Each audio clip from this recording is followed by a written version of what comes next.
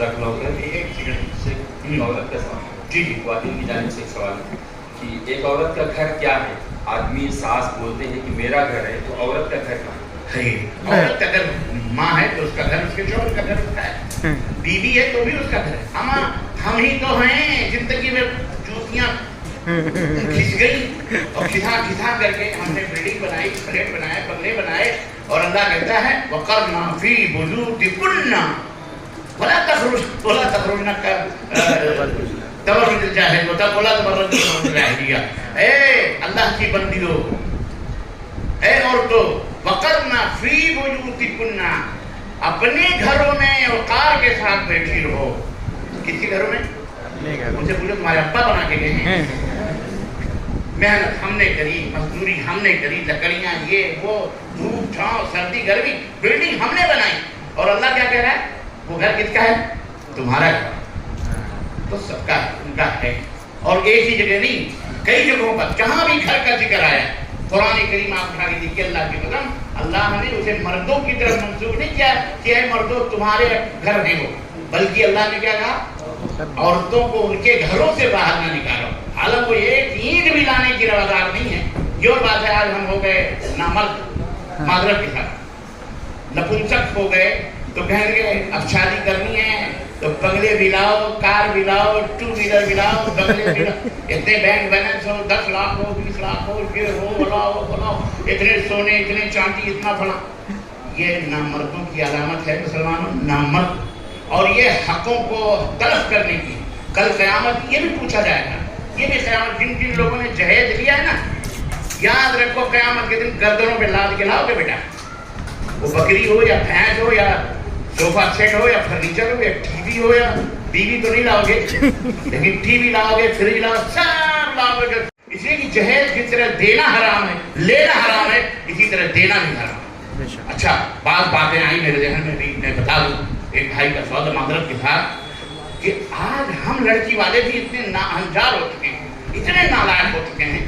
لڑکا شریف ہے، نیک ہے، نمازی، اچھا اس کے گھر ہے کہ نہیں ہے، کتنا پڑھا لکھا ہے، بینک بیلنس کتنا ہے، فلانا کیا ہے، فلانا کیا ہے، روزی سرکاری ہے یا غیر سرکاری ہے، نوکری کیا گورنمنٹ کی سروس میں کر رہا ہے یا پرائیویٹ ہے، پرائیویٹ کا کیا بھروسہ ہے، آج ہے تو کل نہیں ہے. تم کیا ہو، کیا کر رہے ہو یہ؟ اور یہ کرتے کرتے ایک دن خبر ملتی ہے کہ بیٹی پڑوسی کے چھوکرے کے ساتھ گلی کے نکڑ میں سگریٹ پھونکتا ہوا چھوکرا لے کے اڑ گیا دھوئے کی طرح، اور تم رہ گئے میں. اللہ کے رسول صاحب مسلمان ہو نا، مسلمان ہے نا، تو ذرا مسلمانوں والی صفات رکھو. اللہ کے رسول صاحب نے دولہے کے صفات بیان کرنا ہے. من ترضون دینہ وخلقہ فزوجوہ. دین سب سے پہلے، دین دیکھو اس کا اخلاق ہے.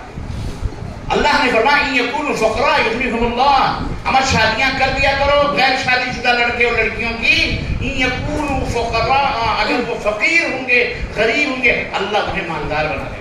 اور میں چیلنج کرتا ہوں جتنے بھی کنوارے بیٹھے ہوں گے 99% ہو سکتا ہے کوئی ایک ہوگا کنفیوز، اس کی بات نہیں کرتا، لیکن 99% جتنے بھی کنوارے ان کا بینک اکاؤنٹ نہیں ہوگا معذرت کے ساتھ. اس کے بینک اکاؤنٹ میں ہوگا نہیں، کھولے نہیں ہوگا، پیسہ تو بڑی دور کی بات ہے. لیکن جتنے بھی یہاں بیٹھے ہیں شادی شدہ، الحمدللہ سب کے بینک میں اکاؤنٹ ہوں گے، ہے کہ نہیں ہے؟ میں اپنی بات پہ سچا ہوں جھوٹا ہوں؟ الحمدللہ. کیوں؟ یہ ہمارے برادران نے انہیں لچھنی کہتے ہیں. کوئی یوں بیٹھا ہوا تو رات کو میں ایک دفعہ بنگالی مسجد کی طرف ادھر گیا تو بیٹی میرا اللہ کی قسم چھوٹے بیٹھے موبائلوں میں لگے، گھر کے اندر اماں ابا ہے، گھر میں اتنی جگہ کی عادت ہو سکے، اور گلیوں میں باہر لڑکے اپنا وہ کر رہے ہیں ٹائم پاس. اللہ کے لیے یہ سب چھوڑو، مسلمان بنو. نیک لڑکے کو ملے نا، گھر نہ ہو اور تمہارے پاس ہے تو تم گھر دے دو، نہیں ہے تو دکان دے دو، نہیں ہے تو جھوپڑی بنا کے دے دو. خوش کرو اس کے لیے نا. لڑکی بیاہ دو، لڑکی بیاہ دو. اللہ کے نبی نے فرمایا اگر ایسا نہیں کرو گے، اخلاق اور دین دیکھ کر شادی نہیں کرو گے، تو اللہ کے نبی نے فرمایا دنیا میں فتنہ و فساد پیدا ہوں گے. اور فتنہ و فساد ہو رہے.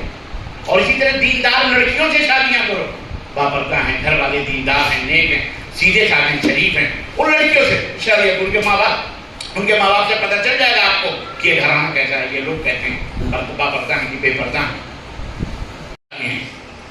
اب یہ بات ہے کہ کوالٹی پھر انسانیت کی ایک ہے، لیکن وہاں پہ فرق کر دیا کہ امام مومن امام کافر، جو اللہ کی غلامی کرے وہ مومن، جو اللہ کی غلامی کا انکار کرے وہ الگ ہے کوالٹی۔ پھر مومنوں میں اللہ تعالیٰ نے لے لو آپ سب برابر، لا فضل لعربي على عجمي ولا لعجمي على احمر ولا لاسود ولا على احمر ولا لاحمر على اسود۔ اللہ کے نبی نے فرمایا عربی کو عجمی پر، عجمی کو عربی پر کوئی فضیلت نہیں، گورے کو کالے پر، کالے کو گورے پر کوئی عظمت اور فضیلت نہیں۔ کلکم من آدم، تم سب آدم کی اولاد ہو، وہ آدم من تراب، اور آدم مٹی سے بنائے گئے۔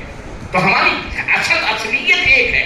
پھر یہ برادری بات کہاں سے آ گئی؟ یہ شیر، یہ سید، یہ مرزا، یہ فلان، یہ مغل، یہ خان، یہ فلان، سب فخر کر رہے ہیں۔ اقبال نے کہا کہ سید بھی ہو، مرزا بھی ہو، افغان بھی ہو، تم سبھی کچھ ہو، بتاؤ کہ مسلمان بھی ہو۔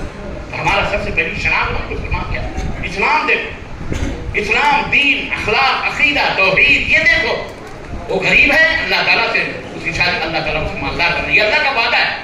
حضرت ابوبکر صدیق اس آیت کریمہ کی تفسیر میں زہرا و تفسیر ابن کثیر فرماتے ہیں ابحثوا الغنى في الزواج، مالداری چاہتے ہو شادیاں کرو۔ سوری معاف کرنا میری ماں بہنوں سے، کبھی وہ ناراض ہوئے کہ ربانی صاحب اب تو یہاں آگے دوسرے موڑ پر، میں دوسرے موڑ پہ نہیں، میں قرآنی موڑ پر ہوں، قرآنی موڑ پہ ہوں۔ شادی کرو، ما طاب لكم من النساء مثنى وثلاث ورباع، جو تمہیں پسند ہو، 2 3 4، اللہ نے اجازت دی ہے، اور اللہ کے نے اجازت دی ہے۔ اور اگر کچھ نہیں ہے، مجبوری ہے، تو ایک سے نباہ کرو، ایک بہو جو مجبوری ہے۔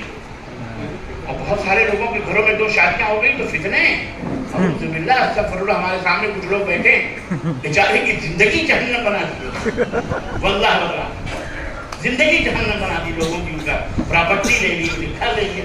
ارے بہن نہ پیدا کری انہوں نے، یا بہن نہ آئی، وہ کوئی ملکہ آ گئی، حور آ گئی، اللہ اکبر۔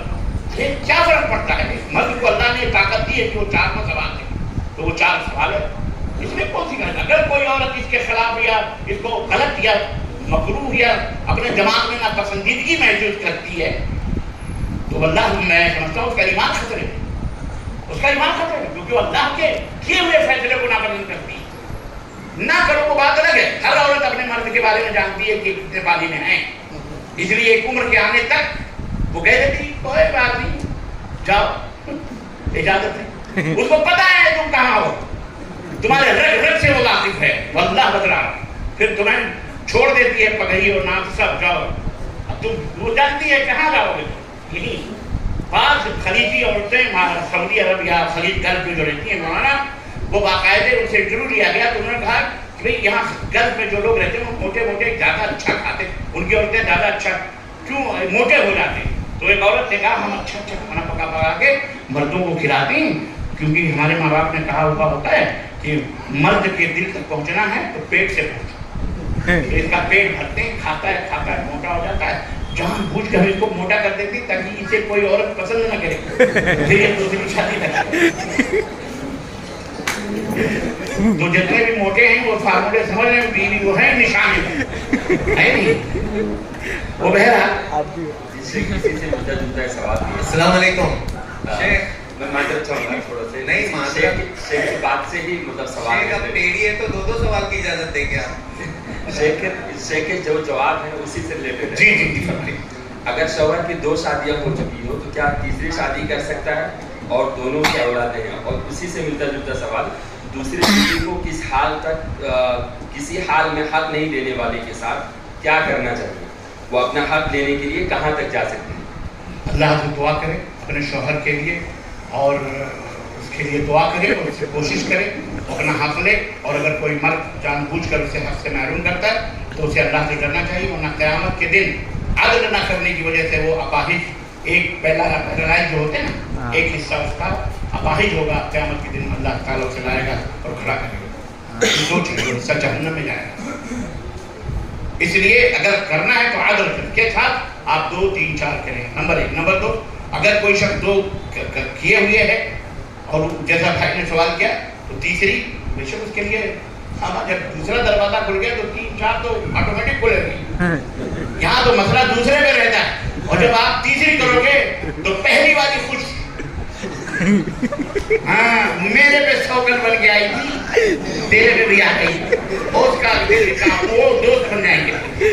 تو تیسری، تو دوسری کیا ہے، اس کے لیے میں کہوں گا تو تیسری بھی کر لو بھائی، इसी में तुम्हारे लिए आफियत। अरब कहते हैं कि जिसके पास दो बीवियां हैं, अनौबैन जमरते, वो दो जमरते, जमरा कहते हैं आग के शोलों।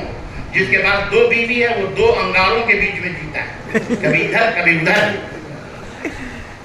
एक चोर बादशाह के यहाँ पकड़ा गया तो कहा इसको, चोर बादशाह के यहाँ पकड़ा तो वजीर से कहा इसकी शादी करो। कहा माई बाप मेरी शादी हो चुकी है, मुझे कत्ल करवा दो लेकिन मेरी एक और शादी न करो। कहा वो कहते क्यों न करवा? कहा माई बाप इसी वजह से तुम पकड़ा गया। कहा वो कहते, कहा रात को जब आप ऊपर जा रहे थे तो आपकी एक बीवी जो नीचे थी आपको वो नीचे घसीट रही है और ऊपर वाली ऊपर घसीट रही है, वो ऊपर घसीट रही है, ये नीचे घसीट है और आप इसी बीच में सीढ़ी के लटके हुए हैं, न ऊपर जा रहे न नीचे आ रहे। ये मंदिर रात भर देखता देखता सुबह हो गई, चोरी भूल गया, दिन निकल आया तभी तो पकड़ा गया। और मुझे ये सजा दो, मुझे मार डालो। दो में हमेशा खतरा है, इसलिए तीन का फटाफट रख लो। अल्हम्दुलिल्लाह सब शांत हो गए। जी